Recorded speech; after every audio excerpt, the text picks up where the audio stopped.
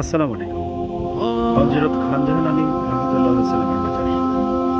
হযরত খানজাহান আলী রহমতুল্লাহ আলাইহিস সালামের মাজার খুলনা বিভাগের বাগেরহাট জেলা অবস্থিত। বাগেরহাট জেলা যে কয়জন বিশিষ্ট ব্যক্তিদের মাধ্যমে বাংলাদেশে সুপরিচিতি লাভ করেছেন, হযরত খানজাহান আলী রহমতুল্লাহ আলাইহিস সালাম তাদের মধ্যে অন্যতম। ভারতে জন্মগ্রহণ করলেও তিনি বাংলাদেশের যশোর, বাগেরহাট অঞ্চলে আসেন ধর্ম প্রচার। বাগেরহাটে নির্মাণ করেন স্মরণকালের বিখ্যাত মসজিদ ষাট গম্বুজ মসজিদ। এখানেই রয়েছে তার মাজার শরীফ। খানজিয়ালি দিঘির উত্তর পারে এক উচ্চ ভূমিতে তার সমাধি সুবর্ণের মতো। প্রতিদিন দেশ বিদেশের বিভিন্ন স্থান থেকে জাত ধর্ম নির্বিশেষে হাজার হাজার ভক্ত তার রুহানি দোয়া লাভের আশায় মাজার জিয়ারত করতে আসে। এছাড়া প্রতি বছর 25 অগ্রহায়ণ